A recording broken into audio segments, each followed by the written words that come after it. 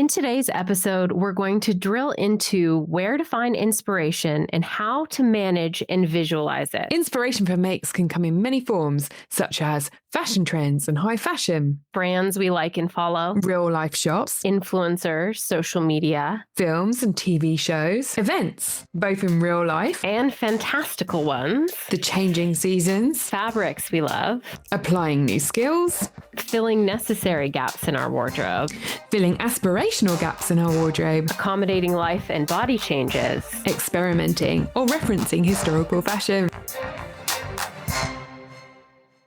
Hello and welcome to Threaded Together, a podcast that stitches together home sewing and high fashion. We're your hosts. I'm Tracy. I'm Rebecca, and in today's episode, we will be discussing where we get inspiration for what we make. This is our fourth episode for Threaded Together, and we are so excited to have you. And we're thrilled to have you back listening to us again.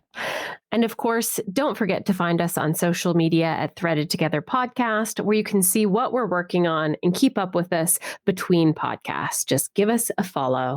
Well, Tracy, I know that it has been spring, edging towards summer for a few weeks now, but it feels like it just finally stopped raining and all of a sudden got warm here in Germany. What has it been like for you in London? Well, I don't know about warm, but it certainly feels like we have finally seen the end to a very long, cold, wet winter. I've even worn some of my spring, summer wardrobe. That's great. And I have as well, but I have been so ready for the seasons to change. I'm a fan of rotating my wardrobe, stashing things away that aren't in season when the weather changes. I find it helps me to keep everything fresh in my closet and helps give me a moment to edit at the beginning and the end of each season to make sure my wardrobe is full of things I absolutely love. Do you do anything like that, Tracy?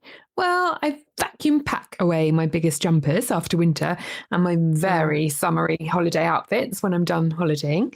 But I do find a big portion of my wardrobe, my best worn outfits, are dresses that I can layer in the winter and wear on their own in the summer. So when you rotate your wardrobe like that, do you find it makes you want to review your wardrobe? Absolutely. I always try to reorganize everything each season and try everything on so that I can find if I have any gaps in pieces or items that need altering. It's a great time to get some inspiration for what to make next, which actually brings us to our main topic. But first, well, we're really excited to talk about inspiration for our makes. But before we get into that, what have you been working on in the last month? I know you were working on something very special. I was, Tracy. I made a Met Gala inspired outfit. That was such a fun project. Quick refresher from our last episode.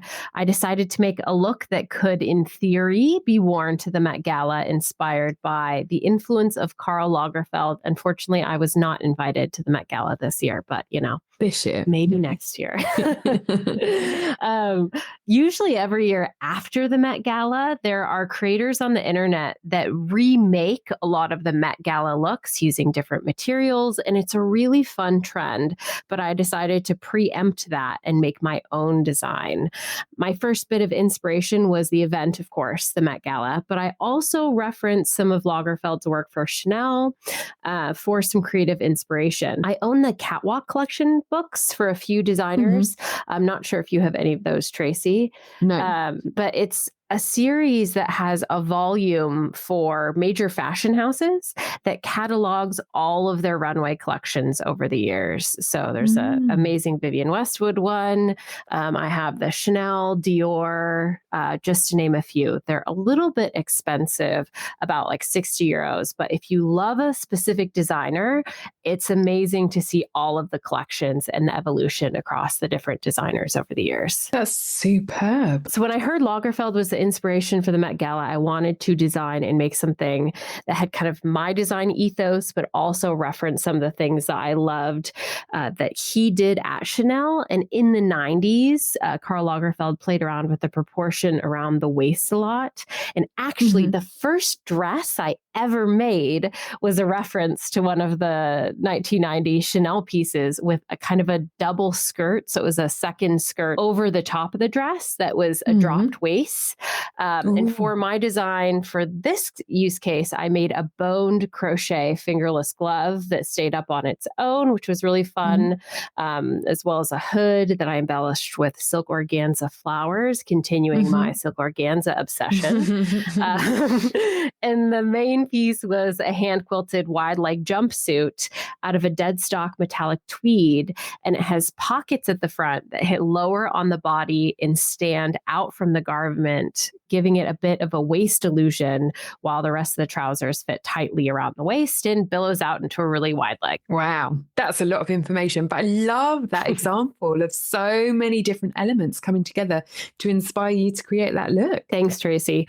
It's a helpful introduction as well to the concept that your inspiration doesn't need to just come from one place. Indeed, it does not.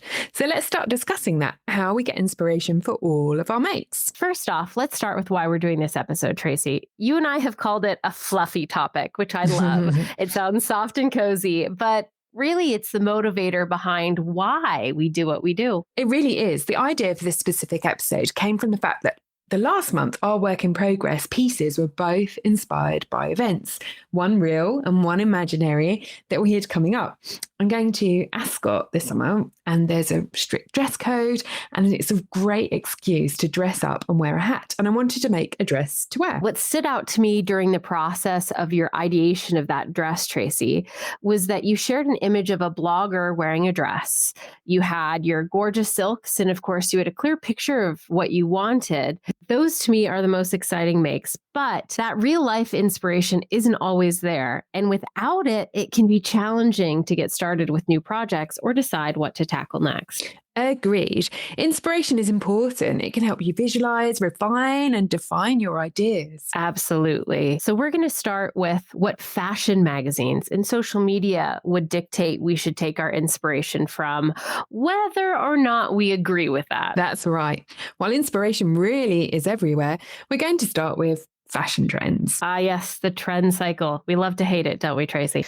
Well, I think it's good for some things, isn't it? Such as inspiration. That's an excellent argument.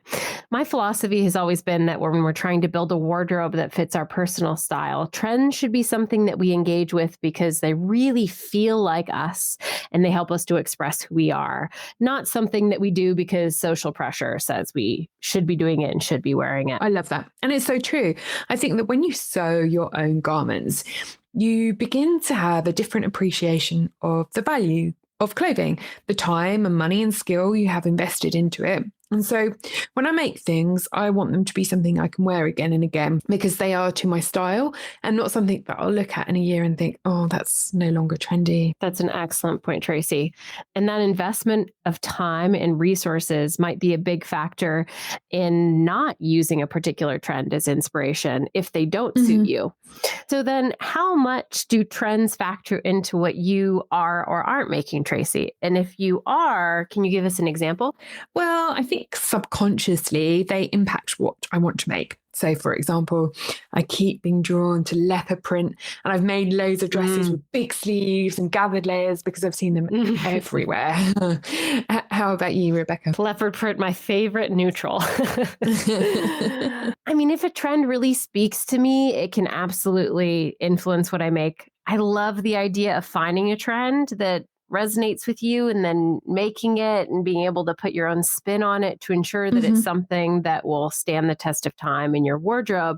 Not to mention, when you make it yourself, you're guaranteeing it's going to fit well. I also love that when something is trending, there are so many examples of it easily available to see how you might make it.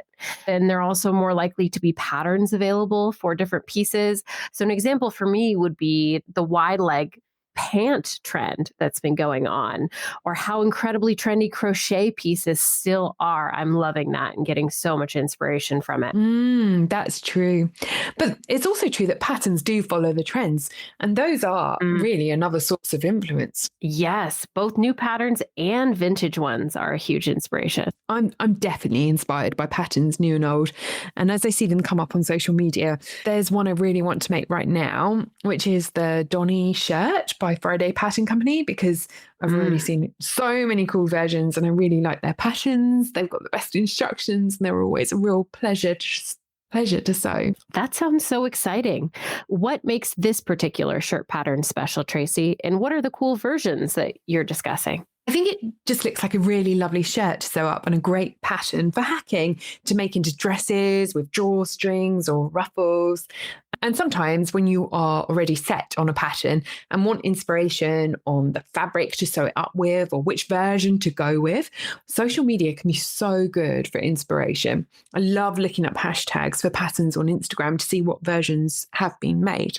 That's a fantastic way to get inspired. I know with the Roberts Wood pattern that I swear we bring up every episode. I'm always looking at the different versions they make and what other people make and am re-inspired every time. Are there any others that you look at often, Tracy? Yes. So, for example, I just finished making the Vogue dress V9327, and searching that as a code, as a tag, returns results. And you can see different versions and stylings that people have made. And I think if something's on my to make list or my make again list, I'll follow the hashtag so that variations always come up in my feed. I didn't even know that that was a thing. Mm-hmm. How neat. Okay, I'm going to need to start stalking pattern codes. Now, is it only for more modern patterns or vintage patterns as well, do you find? I think if it's got a unique enough code, it's both. Yeah. Oh, very cool. I'm going to have to steal that. That's a brilliant suggestion. Adding that to my list to look at after the episode. I also love looking at vintage patterns for inspiration. I know I've said that in the past, but I love looking at Etsy for vintage patterns and getting new ideas there. And now I'm going to stalk the codes on social media and get inspiration. That's brilliant. But going back to your point, Tracy, social media itself is a really good place for inspiration. Oh, definitely. Agreed.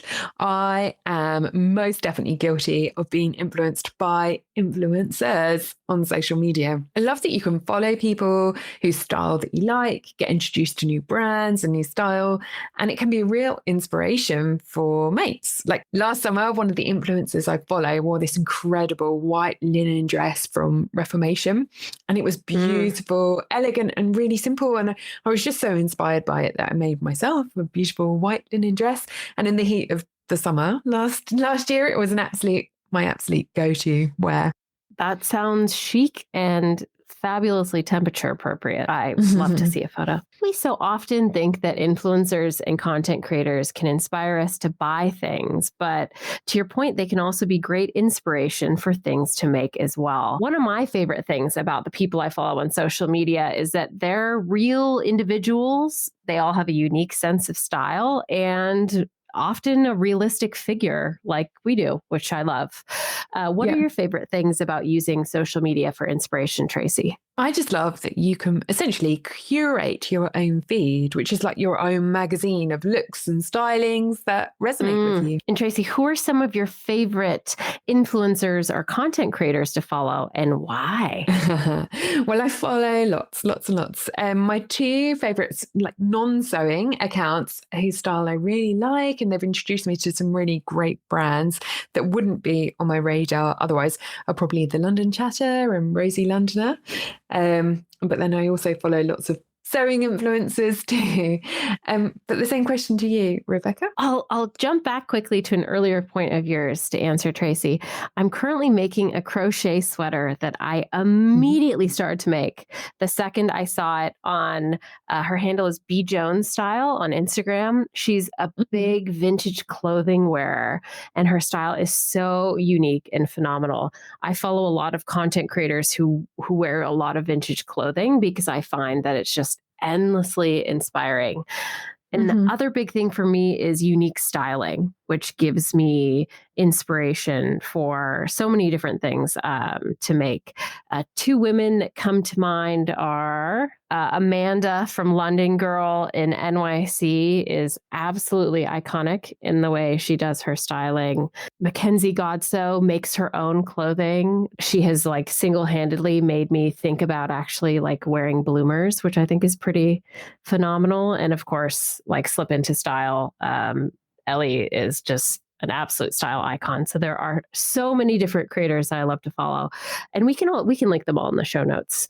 so that you can check them out if you're interested. I also love following brands on social media as well, but there's something about seeing things in person that really gets those creative juices flowing. Don't you think, Tracy? Oh, agreed. You cannot beat a real life shop for seeing the latest trends, inspecting construction techniques, and discovering new brands. Love a department store for shopping, as you can see so many brands under one roof. Liberty is my absolutely favorite. It's incredible. It's got so many cool brands like Vampire's Wife and Farm Rio and Rixo. And you just can't obviously visit Liberty without stopping by their fabric as well. It's the best of shopping. You're making me miss London. When I was in London last, of course, I went to Liberty of London, but I also went with our friend Eves to the Simone Rocha boutique, the Roxanda boutique, the Elias store. It was heaven. Oh, wow. You were busy. Indeed, we were. But you can get such a better feel for fabrication in real life in a way you just can't otherwise. I remember the volume of the Roxanda pieces just felt so special when you got to see it in person and really feel the weight and drape of that fabric. Yeah. And being able to inspect the construction techniques as well is also really useful with real life shopping. So, for example, the dress that I'm currently working on, I couldn't quite work out how to put the zip closure on, and putting it through the back or side would just disrupt the flow of the top. I saw this incredible top which solved this problem with a fitted waist and a zip closure and a separate blousey elasticated top. And at a glance, it all looked connected. And so it's really inspiring for my current make. That sounds amazing. What was the reference top? So it was a top by Totem. And the zip was just in the waistband. It just looked super. And the nice thing as well was that I've looked it up online since, and you can't see that detail. It was brilliant though, seeing that in real life, because it was a problem that was whizzing around my head. And then I was like, that's the answer. That's the solution. Online shops are super too. I absolutely love Net-a-Porter and Matches Fashion because it gives you so many angles and close-ups of the fabrics. And often they have a video too where you can see how it moves, which is super. That's a great point. Those are two of my favorite shops as well. But also because I love to see how they style things. I get so much inspiration for how the different garments are paired together. And I love to see when they mix and match between different brands. So you get to see, what the original brand's image was for that garment, but then also how these different retailers style them. And I find it so inspiring. Tracy, what else do you get inspiration from that isn't traditional shops or social media? Well, I am terrible for watching films or TV shows and then getting completely distracted by someone's outfit and going down an internet wormhole trying to find more details of the outfit, patterns that could work for it, fabric that could work for it. I'm so guilty of that as well. I have an entire roll of silk organza after just seeing one ruffled sleeve in a movie made out of the stuff. And I was like, I must have this. And some shows are just full of outfits that I just want more details on. I've got no idea what the plot line of Glass Onion was because I was so busy just Googling all of Kate Hudson's outfits. And the same with Inventing Anna. I was just Googling all the costumes. The Fold line do a blog post called Find That Pattern, and they cover off some of the shows with the most coveted dresses like Marvelous Mrs. Maisel and Daisy Jones and the Six, and they recommend patterns that would work for some of the best dresses in the shows. I'm going to need to look up that website ASAP. That sounds phenomenal. I love watching TV shows and movies for fashion references because I think they also can show the power of clothing for character development, which also kind of demonstrates the power of wardrobe choices to express your unique self as well. Agreed. I've loved following Succession Fashion on Instagram as the series of Succession has progressed from the ludicrously capacious bag through to the sunglasses. They've done an excellent job of tracking down the pieces and the costs.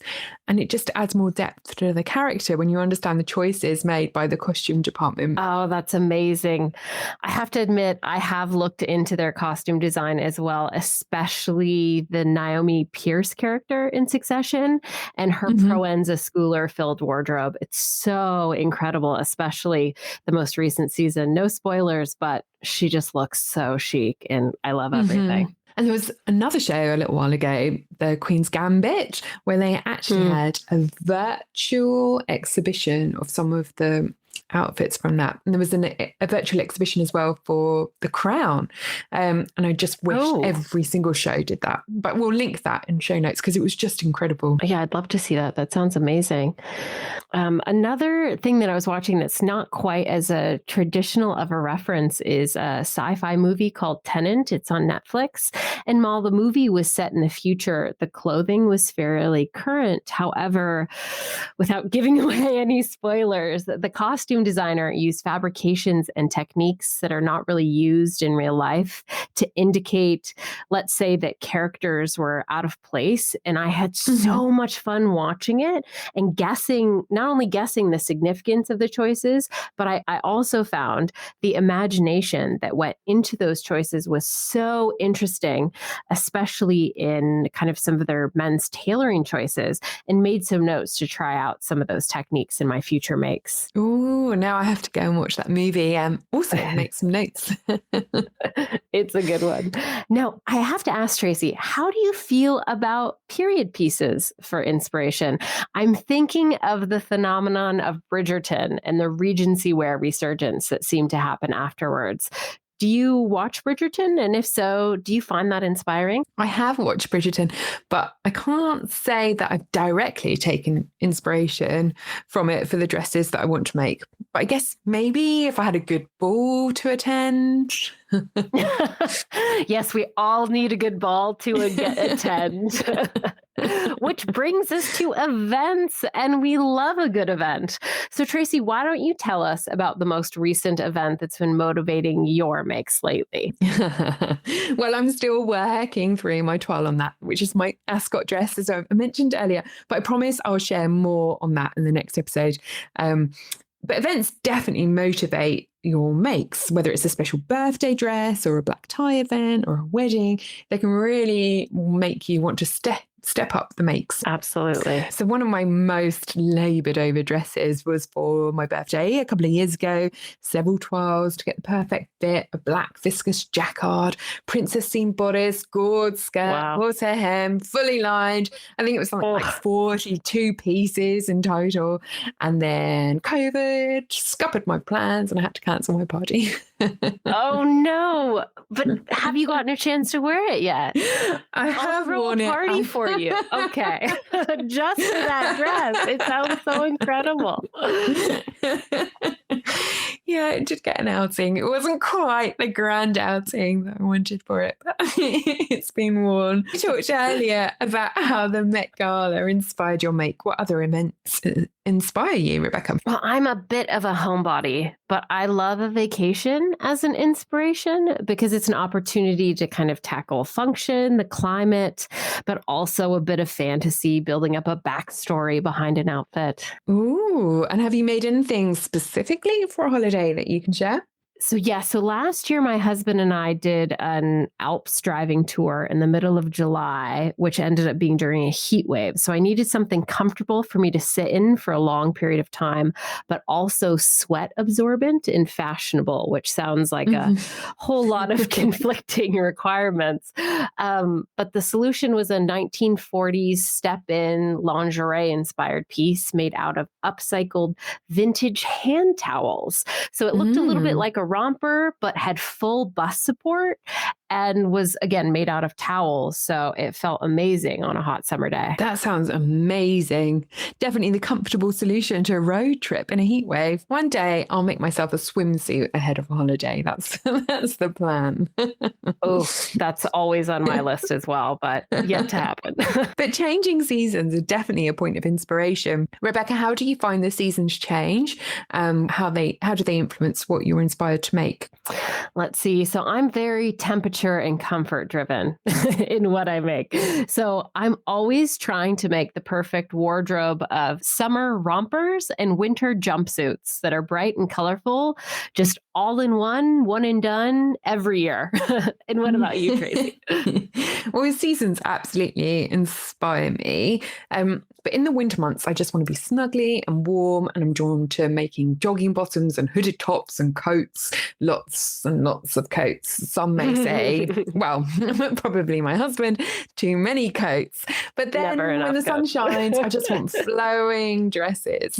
Something else that I know we both find inspiring is just beautiful fabric or textile. Yes, sometimes a fabric just speaks to you and calls out to be made into something. This is something I really try not to be swayed by, because there will always be the right fabric when you want to make something. But sometimes there's a fabric that's too good, too beautiful, and you just have to let it drive what you make rather than the other way around. So true. I'm very easily swayed by textiles because I do buy a lot of like vintage blankets and things. A good example is I found a 1980s vintage sleeping bag and immediately thought it would make an incredible coat with a giant collar. And that became my Issey Miyake inspired jacket. It doesn't always work that quickly though, to your point. I have an embroidered quilt from Spain sitting on my shelf that's dying to be a Balenciaga inspired set, or maybe a jumpsuit, or maybe something else. I almost have too many ideas when I look at that fabric. So it's been sitting untouched for quite a while, which can become a bit of a problem. Do you have an example of anything like that, Tracy? I do. I have some Liberty silks had to have, and I know what I want to make with them, but I'm building up to it. Rebecca, you've been blogging about fashion for a long time and also closely follow all the trends. I know it inspires your makes. Where and how and what do you follow and read? Ooh, well, I'm a bit strange in that I do try to see all of the runway shows and they happen. I remember watching style.com coverage back in high school, aging myself here, and I still try to see all of the runway coverage each season. I try to also consume as much editorial fashion as humanly possible from a creative publication standpoint. So I love reading Vogue, Dazed, pretty much anything I can get my hands on. From an inspirational point of view, I always find high fashion collections inspiring kind of the broader macro trend perspective, but they don't really inspire me specifically to make things on a season by season basis. It's rare that I watch a runway show and think I want to make that. I mean, sometimes I want to buy things, but it's usually an appreciation thing more so. I do love fashion editorials and magazines more specifically for inspiration because I think it becomes a layered vision. You have the designer's vision, then you have the stylist creating the vision for the shoot, the photographer's perspective, and I think it becomes something completely different in that context. Editorial shoots inspire me so much to contemplate different garments, to find new locations to shoot, to try new makeup trends and make things, but I don't think they have to be necessarily current either. And can you give me an example of what you mean? A recent editorial that inspired you? Absolutely. I actually went digging through an old Pinterest board of mine that has all editorial imagery and found an editorial shot from July 2011 in Dazed magazine, where in one image, there's a layered Comme des Garçons tulle dress over this voluminous Dolce & Gabbana printed one. And that made me start to think about layering in a jacket idea that I have, different prints, shapes, but a really inspiring concept. And I actually hunted down the magazine on eBay. I love that editorial so much and recently bought the magazine. It was such a hoot to look at it. But how about you, Tracy? What in high fashion inspires you? Well, I guess I'm inspired by archival high fashion. I love going to exhibitions. So, for example, the V&A had a Dior exhibition a few years ago, and I probably went to that about 5 times. But we shared an image of that on social media. And then there's also this dress in the V&A, a Charles James dress that I keep going back to and can't possibly pass through the V&A without looking at it. And I think that dress alone started me on my pattern cutting journey. I want to be able to recreate it one day. And we both watch a lot of behind the scenes couture atelier making videos, don't we? From Dior and Alexander McQueen. Absolutely. We're always sharing links to those on WhatsApp. So I know I'm guilty of wanting to make more things than I have time or money or wardrobe space and events to attend. Absolutely. Some things just have to remain as ideas for the mood board. Yes, they do. So what do you think the best way is to capture these ideas? So, my goals with inspiration is to always be able to find it again after I see it. So, that means some sort of indexing or saving. So let's talk about digital first then. I guess sometimes I just screenshot things and stick them in an album on my phone so I can find that inspiration later. And I probably also WhatsApp myself links to things. Do you have any method for organizing them then? Not really. I more go back to find the picture when I want to refer to it and use it that way round. What about you? Yeah, I do a lot of screenshotting as well, but so much so that it gets a bit overwhelming sometimes. So I'll either upload them to Pinterest just to organize my thoughts if I'm working on specific project or concept. But my biggest secret is that I also have an auto backup on my phone to Google Photos, which saves all of my photos and screenshots by date and allows for some very nice index searching at a later point. I tend to remember when I took a screenshot of something or some sort of reference that's searchable, like blue pants. And that's a good reference point. But again, the best organization I find really is to make a Pinterest board. So do you use Pinterest a lot then? I think so. I'm a big pinner. Is that the term? Because then I roughly know where to look back and find those images. I also love knowing the source of the image when I'm trying to reference something to make it. So I prefer a pin to a screenshot since there's usually a URL attached to it that I can revisit. For example, I have an entire Pinterest board of old Proenza Schooler runway looks over the years.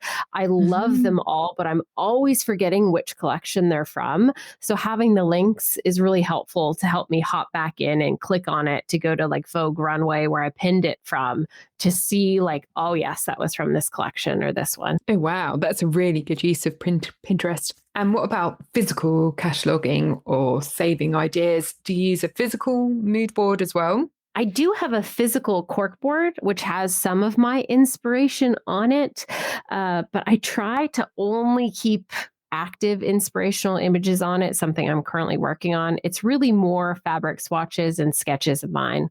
What about you, Tracy? I'll tear out a magazine clipping of something that I like and I want to refer back to, and I might pin it up above my sewing machine. But I often find that you can see more images and better perspectives of things online. So, for example, there was this incredible jacket in an Aspinall of London advert in a Vogue magazine. And the advert was for a handbag, but the jacket was just incredible. And I tore it out to refer back to it, but I found so many more images of the jacket online, and they are all screenshotted, saved, and favorited to refer back to. So lots of ideas for finding inspiration in this episode. Tracy, if you only had 3 tips for finding inspiration, what would they be? So my top 3 tips would be Instagram. Everything is there from the brands you like, new brands and patterns you want to try out. 2, something should just remain as inspiration, and that's okay. Embrace just being inspired. And 3, be true to your style. Those are fantastic tips, Tracy. My top 3 would be there's no wrong way to find inspiration, so be open to everything around you. Number 2, save inspiration for later. You never know when you'll want to reference that one thing you saw that one time 10 years later. So save it so that you can go back to it. And then lastly, I would say experiment. Always be open to trying new things, even in a small way, to start exploring and kind of pushing your boundaries when you find something inspiring. That's super. So what are we working on next, Tracy? I am so excited to hear from you on this. Well, I'm still working on my trial for my ascot dress. but I'm kind of getting there with the calico version, really, really close. And then I'm going to work on a wearable toile in viscous satin so I can see how it wears and feels, and a fabric that's a bit closer to the silk that I want to use. Oh, wow. And then onto the real version, of which the deadline is fast approaching. But I'll be able to share all the details of it and even pictures, as long as it's not a total disaster, in our next episode. I am so excited to see it, Tracy, and I'm sure it's going to be absolutely gorgeous. And of course, we would love to see photos of the entire process. As for me, I'm diving into some of my summertime makes. I'm going to be doing a little traveling and have another driving excursion on the horizon. And I am dead set on having a new terry cloth romper to wear this year.